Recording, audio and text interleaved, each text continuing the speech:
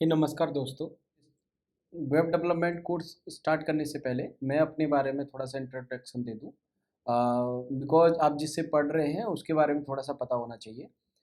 My name is Rohitash and I am a currently software engineer.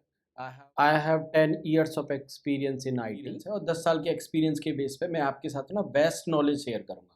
और बस आपको ये करना होगा कि जैसा मैं बोल रहा हूँ उसके अकॉर्डिंग आपको डेली वीडियोज़ देखने हैं और डेली वीडियोज़ देखने के अलावा आपको प्रैक्टिस करना है।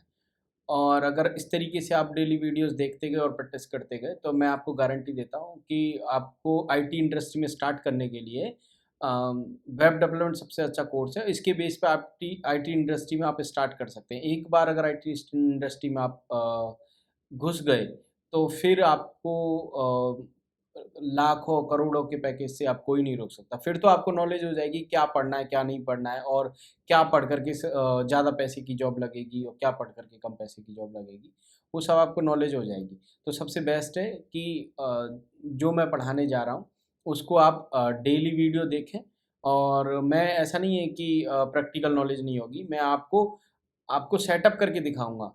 आपको वही अपने सिस्टम पे सेटअप करना है और डेली वीडियोज़ देख कर के और उसको रिवाइज़ करते रहना है और जो मैं आपको टास्क दूँगा, वो भी कर कंप्लीट करना है। तो इस तरीके से आप पूरा वेब डेवलपमेंट सीख जाओगे। Let's start about the web development. What is web development? Web development क्या होता है? बेसिकली एक वेबसाइट क्रिएट करने के लिए जिस चीज़ों की रिक्वायरमेंट होती है, वो वेब डेवलपमेंट का पार्ट होते हैं और उसी को वेब डेवलपमेंट बोलते हैं। जैसे कि हमें एक वेबसाइट क्रिएट करने के लिए मोस्टली एक स्क्रिप्टिंग लैंग्वेज चाहिए। स्क्रिप्टिंग लैंग्वेज में जैसे कि हो सकता है एचटीएमएल, पीएचपी और डेकोरेशन के लिए जो आप यूआई देखते हो, उसके डेकोरेशन के लिए हमें एक सीएसएस की ज़रूरत पड़ती है। अब उस वेबसाइट को, उस कोड को कहीं हमें इंटरनेट पे डालना होता है, तो उसको होस्ट करने के लिए हमें एक सर्वर की ज़रूरत होती है और होस्टिंग की ज़रूरत होती है।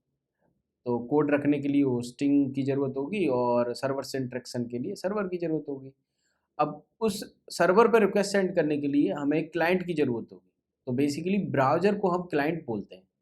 तो एक ब्राउज़र की ज़रूरत होगी। इन चीज़ों से मिलकर के कंप्लीटली एक जब वेबसाइट बन जाती है, तो इसी को वेब डेवलपमेंट बोलते हैं और यही वेब डेवलपमेंट के कोर्स का पार्ट होता है। तो बेसिकली हमें बस यही सीखना है। HTML, CSS, JavaScript, scripting languages और डेटाबेस अगर हम ये सब सीख गए, तो हम वेब डेवलपर बन जाएँगे। और जब ये सब हम सीख जाएँगे, तो उसके बाद एक प्रोजेक्ट करेंगे और प्रोजेक्ट करने के बाद में आप देखेंगे कि आप कंप्लीटली वेब डेवलपमेंट सीख चुके हैं और उससे रिलेटेड फिर हम इंटरव्यू क्वेश्चंस भी मीन्स इंटरव्यू क्वेश्चंस की भी प्रिपरेशन कराऊँगा। अगर मैं जो आपको इंटरव्यू क्वेश्चंस की प्रिपरेशन कराऊँगा, वो सब आपने कर ली, तो आप किसी भी कंपनी में सेलेक्ट हो जाएँगे। क्योंकि मुझे पता है कि अगर किसी का इंटरव्यू लेता हूँ, तो क्या क्वेश्चन पूछता पूछता हूँ और क्या उसको आना चाहिए, वो सब मुझे आइडिया है। तो वो भी मैं कराऊँगा इस कोर्स के लास्ट में। अब थोड़ा कोर्स कंटेंट चेक कर लेते हैं। तो कोर्स कंटेंट में मैं सबसे पहले आपको ना एडिटर कौन-सा यूज़ करना चाहिए वो बताऊँगा, ब्राउज़र कौन-सा यूज़ करना चाहिए वो भी बताऊँगा और क्यों यूज़ करना चाहिए वो भी बताऊँगा। और लेट्स सपोज़ जो मैंने कोड किया है, मैं लेट्स सपोज़ मैंने आपको अपने सिस्टम पर कोई डेमो करके दिखाया। अब वो कोड मेरे सिस्टम पर है, अब आपके पास कैसे पहुँचेगा? जो भी वीडियो देख रहे हैं, अब उनके पास कैसे पहुँचेगा? तो उसके लिए एक वर्ज़न कंट्रोलिंग वेबसाइट है गिटहब। तो बेसिकली मैं अपना कोड यहाँ गिटहब पर डाल दूँगा और आप एक कमांड के थ्रू वहाँ अपने सिस्टम पर पुल ले लेंगे। तो मैं इसको भी सिखाऊँगा और कैसे कोड पुश करेंगे और कैसे पुल लेंगे और जब आप अपना डेमो कर देंगे और मुझे दिखाना हो, तो आप अपना कोड कैसे पुश करेंगे वो सब इससे गिटहब के थ्रू हम सीखते हैं। तो बेसिकली वर्जन कंट्रोलिंग क्यों बोलते हैं? तो बहुत ही सबसे मैजिकल चीज़ होती है इसमें। लाइक लेट्स सपोज़ आपने आज काम करा, कल काम करा, परसों काम करा। अब आपको ना सबसे पहले दिन जो काम करा था उस काम पर जाना है। अब अब या तो आप ये करो कि मैनुअली 2 दिन में और काम किया था उसको आप हटा दो, रिमूव कर दो, पहले पहले दिन जो काम किया था सिर्फ़ वही रहने दो, तो ऐसे पहुँच जाओगे। तो ऐसे करने में तो आपको और एक्स्ट्रा 2 दिन लग जाएँगे। लेकिन वर्जिन कंट्रोलिंग क्या होती है कि आपने पहले दिन जो काम किया वो पुश कर दिया, मतलब सेव कर दिया, और दूसरे दिन जो काम किया वो भी सेव कर दिया, तीसरे दिन किया वो भी सेव कर दिया। अब आपको पहले दिन वाले काम पे जाना है, तो एक सिर्फ सिंपल से कमांड के थ्रू आप पहले दिन वाले काम पर जा सकते हैं। मतलब पहले दिन जो आपने कोड किया था उस पे स्विच कर सकते हैं। तो इसी को बोलते हैं वर्जनिंग कंट्रोलिंग। तो सबसे पहले मैं सिर्फ एडिटर और ब्राउज़र और गिटहब ये सिखाऊँगा, क्योंकि मैं जो कोड करूँगा उसको पुश करूँगा और आपको अपने सिस्टम पे सेटअप भी करना है और उसको पुल लेना है। तो इसको सीखना कंपल्सरी है। फिर उसके बाद चलेंगे HTML एंड HTML5, मतलब HTML सीखेंगे जो बेसिक्स है, उसके बाद एडवांस में जैसे HTML5 आ चुकी है, उसके सारे टैग्स सीखेंगे। फिर उसके बाद आता है CSS, CSS3 and CSS5, CSS Grid, Flex and Bootstrap। तो जो डेकोरेशन करने के लिए हमें जो यूज़ करते हैं वो CSS है बेसिकली। तो CSS में बेसिक CSS सीखेंगे, फिर एडवांस CSS जो CSS3 में जो आया है वो सीखेंगे। CSS5 में जो एडवांस फीचर्स आए हैं वो भी सीखेंगे। फिर CSS के अलावा भी एक CSS का ग्रिड फ्रेमवर्क आया है वो भी सीखेंगे। बूटस्ट्रैप फ्रेमवर्क है वो भी सीखेंगे। फ्लेक्स प्रॉपर्टीज़ को भी सीखेंगे। ठीक है, उसके बाद में हम चलेंगे जावास्क्रिप्ट पर। तो मतलब वेबसाइट को मोर इंटरेक्टिव बनाने के लिए, मतलब यूजर एक्सपीरियंस अच्छा करने के लिए जावास्क्रिप्ट का हम यूज़ करते हैं। तो फिर हम जावास्क्रिप्ट सीखेंगे, मतलब जावास्क्रिप्ट कहाँ यूज़ करते हैं, जैसे आपने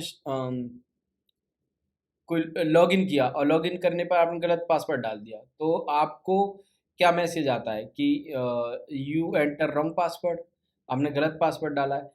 तो वो एक्सपीरियंस किसके थ्रू होता है, वो जावास्क्रिप्ट, जेक्वेरी, इनके थ्रू हम वो एक्सपीरियंस अचीव कर सकते हैं। तो इसमें हम एडवांस जावास्क्रिप्ट भी पढ़ेंगे, क्लासेस, ऑब्जेक्ट लूप्स और एरे, और मेनली लूप होता है जो आपने सी लैंग्वेज में पढ़ा होगा। फिर उसके बाद आता है जेक्वेरी। अब जावा स्क्रिप्ट को यूज़ कर करके अब एक फ्रेमवर्क बना दिया जेक्वेरी, तो उसको भी सीखेंगे। जेएसएन सीखेंगे, एक्सएमएल सीखेंगे। फिर उसके बाद में क्या होगा ना, अब आपको ना बेसिक मतलब बेसिक और एडवांस लेवल की एचटीएमएल भी आ गई, सीएसएस भी आ गई और जावास्क्रिप्ट भी आ गई। उसके बाद में हम एक एचटीएमएल सीएसएस को लेकर के ना एक टेम्पलेट लेंगे और टेम्पलेट को उसको डिजाइन करेंगे और वो सीखेंगे, उसकी मतलब एक प्रोजेक्ट करेंगे बेसिकली।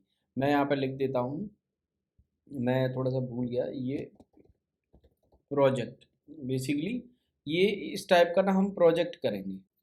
प्रोजेक्ट करने के बाद में फिर हम क्या करेंगे, प्रोजेक्ट मतलब सिर्फ H T M L C S S का यूज़ करके जो टेम्पलेट हम डिज़ाइन करेंगे, अगर वो हम करना सीख गए, उसके बाद में हम ना फिर डेटाबेस सीखेंगे। तो डेटाबेस में भी दो टाइप्स के डेटाबेस होते हैं, एसक्यूएल, नो एसक्यूएल। तो हमें जो यूज़ करना है पहले हम वो सीखेंगे, लाइक एसक्यूएल डेटाबेस। वैसे अगर मैं आपको बताऊं तो नो एसक्यूएल डेटाबेस होता है और एक्सक्यूएल डेटाबेस होता है। नो एसक्यूएल में आता है जैसे कि मोंगोडीबी, कैस्केंड्रा, और एसक्यूएल में आता है आपका माई एसक्यूएल, ओरेकल।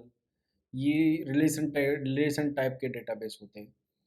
तो ये सब सीखेंगे। फिर उसके बाद लास्ट में हम क्या सीखेंगे, पीएचपी, मतलब server scripting language, server side scripting language बोलते हैं इसको।